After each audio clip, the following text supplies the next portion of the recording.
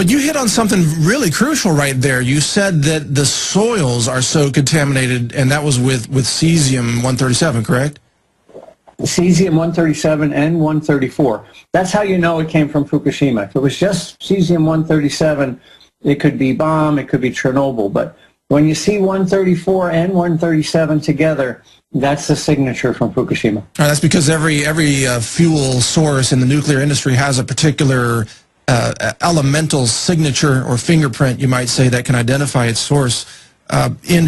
What's crucial about what you just said also is that if the soils are contaminated, cesium is very close to the mineral action of potassium in plants. So I believe that when plants are grown, when food crops are grown in soil contaminated by cesium, to the extent that those plants would normally uptake potassium, which is a common mineral in many crops, including potatoes, for example, they would uptake that cesium, which would go into the food, so that the people who grew their food on that land would then be eating radioactive food.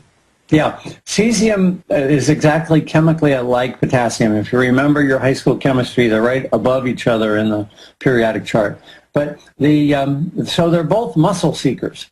And what we find with cesium poisoning is that, especially in kids that are growing, illnesses like something called Chernobyl heart, where the cesium builds up in a muscle that's rapidly growing, like an infant or a fetus's heart, and causes heart damage or heart holes, that while the infant may live for the rest of their life after surgery, you know, their life is, expectancy is shortened and the quality of life is minimal.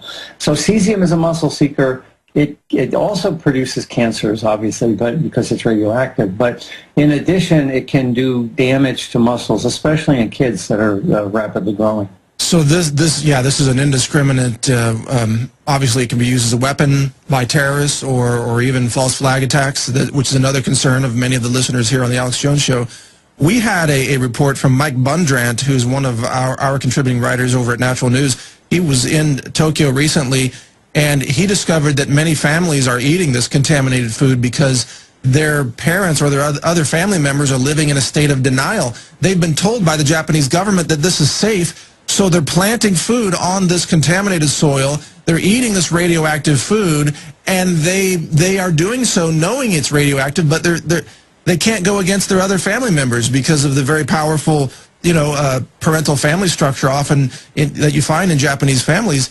And these middle-aged Japanese citizens, they're going to die of cancer from it. You know, you're absolutely right. It's a cultural problem there, and the government is playing on the cultural problem. There's a ray of hope here because the women of Japan aren't buying it. The men seem to be saying, well, my government told me it's safe, therefore it's safe. Whereas the women, especially the young childbearing age women, are just saying, hell no, we won't glow, I guess is the old term. That's a good one. But the women in Japan are a significant majority in all of these marches that you see, which is unheard of for Japan. I mean, the women... Arnie, sorry to interrupt you. We got to go to a break, but stay with us. I want to ask you on the other side of this break about the 85 times Chernobyl radiation figure that's been floating around. That and much more straight ahead here on the Alex Jones. The continuation of life as we know it in the northern hemisphere doesn't mean it's going to kill us all, but it does mean it could threaten the healthy continuation of life as we know it. It could threaten crops. It could threaten literally millions of acres of farming land across North America if a worst-case scenario happens. And sadly, the worst-case scenario could be unleashed in many ways from another earthquake, another tsunami that hits the Fukushima facility. This is an issue that affects North America. It affects Europe. It affects Russia. It affects China. It's not just Japan that's affected by this, and that's why we're featuring this information here. Arnie, before the break, I asked you about this figure that's been floating around, this 85 times. I guess there's been a calculation of the total amount of unspent fuel or partially spent fuel in the Fukushima Daiichi nuclear facility, and that was calculated to be 85 times, roughly 85 times the amount of energy released in the Chernobyl accident in, I believe, 1986. Is that figure accurate, or does it need to be fact-checked? Yeah, I'm not sure where they got that. I believe Fukushima is worse than Chernobyl, and I think I can prove that.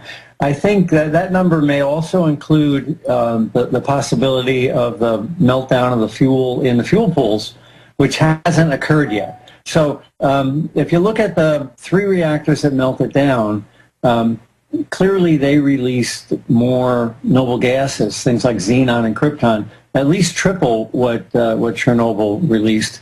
And they actually picked that up in Seattle. This is separate from the hot particles in Seattle, but there was xenon and krypton picked up to the tune of 100,000 times normal in Seattle in March and April after the accident, published peer-reviewed stuff. But so that's one kind of isotope, and that doesn't react with anything. It pops right out of the fuel. But the cesium and the iodine and things like that are probably roughly on the order, maybe twice as much as Fukushima. You know, this is such a horrific accident, but it's hard to believe the Japanese were lucky. But there's 2 things they were lucky about. One is that 80% of the time the wind blew out to sea. Now, so most of this, 78% of this radiation wound up in the ocean. That's not good for the fish and ultimately not good for us, but it's good for the people in Japan. The other piece of it was it happened on a Friday, and they had 1,000 people at Daiichi and another 1,000 at Daini. Had that not happened, if it happened on a weekend, Daini would have melted down as well. There's 4 reactors there that would have melted down as well. So we could have had 10 nuclear reactors melting down if this thing had happened on a Saturday. Well, this gets back to the whole thing called Murphy's Law, and I'm really starting to question the ability of science to anticipate the long-term implications of its present-day actions. What about the amount of energy contained in these partially spent fuel rods that could conceivably burn? Is there any estimation of how much energy is in that fuel compared to Chernobyl? Oh, that would be 20 times Chernobyl, I'm sure. You know, so here, suddenly that 85 doesn't look too unrealistic when you start looking at any single fuel pool. You know, I said earlier, you know, everybody's focused on Unit 4, and rightfully so, but Unit 3 had a more severe explosion and is likely structurally weakened even more than Unit 4. And the Unit 3 pool has about half as much nuclear fuel as the Unit 4 pool. So it's not clear to me that Unit 3 is a whole heck of a lot better. What is the thinking behind this idea of whoever engineered these nuclear power plants? And I know U.S. corporations, I think General Electric was part of the key designer. You can correct me if I'm wrong about that. But what is this idea of let's store nuclear fuel 30 meters above the ground in a pool? Why not always store it at ground level or underground, even on site?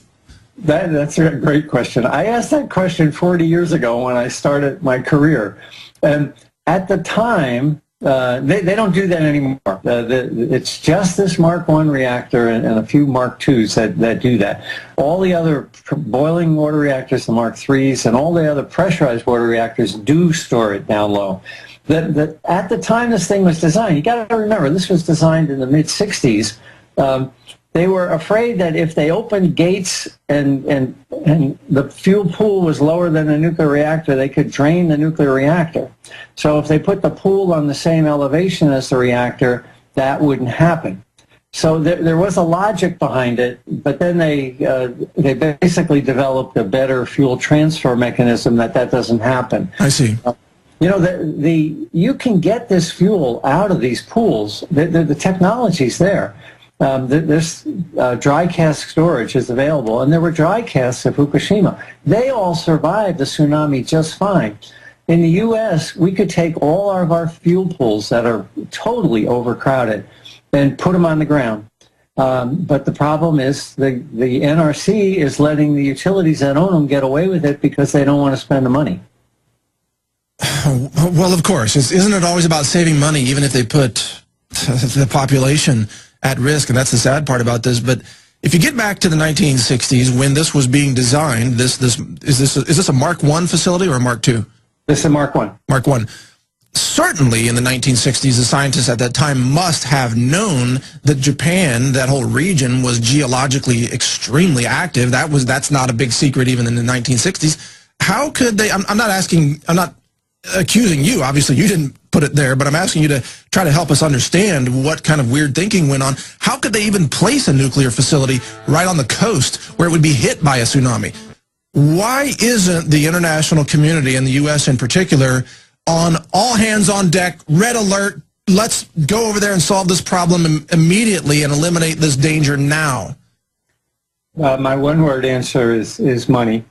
And it's not, we didn't have to wait for Fukushima to know that that a problem of this nature was looking over our shoulder. There have been experts out there saying it for years, myself included. There's this stuff called dry cask storage, where after the fuel's about 3 or 4 years old, it can be cooled in air, and so it gets put in these casks. It's still hotter than a pistol from a radiation standpoint, but the physical heat is down. They put them in these huge casks that weigh 100 or more tons, and they set them on the ground. And until we get a long-term storage solution, the best place is out of those pools and on the ground. The Nuclear Regulatory Commission is playing games with this, and they're saying, well, we need to consider all of the costs as well as the benefit of getting it out of the pool. But wait a minute, let me interrupt you there, and I apologize, Arnie, but when they needed to bail out Goldman Sachs, they came up with the money. They just created $1 trillion out of nothing, and they bailed out the banks. So how is it that saving the banks is more important than saving humanity, potentially? I mean, does the NRC, does the U.S. government not understand scale of dangers? I don't get this. Why are the banks more important than saving humanity? No, I think you're absolutely right. And the money's there. It's not like, well, for the banks we had to create the money, sort of, but there's a $27 billion fund for long-term storage. Now that's set aside for looking for geological storage and things like that, but we could use that fund. So we have been putting in 1/10 of a penny per kilowatt of nuclear power we use for years and years and years. And so this fund has developed over $20 billion. We could use that fund to put all these fuel pools into dry cask storage, and this problem would be solved, both from a terrorism standpoint as well as from an act of God, like at Fukushima. This is solvable. What kind of time frame? If the money were made available today, let's say if the Federal Reserve actually wanted to solve this problem, and they went into their little computer and they typed in some digits and created another $1 trillion, like they did every time they wanted to bail out Wall Street, if that money were available, what are we talking in terms of total cleanup? Like 10 weeks? Longer? 6 months? What do you think it is? You just have to fabricate the containers, and it would probably take a year or two to fabricate enough containers. So, certainly within 3 years it's solvable. And it doesn't even take an act of Congress or the Federal Reserve. It just takes the Nuclear Regulatory Commission saying, do it.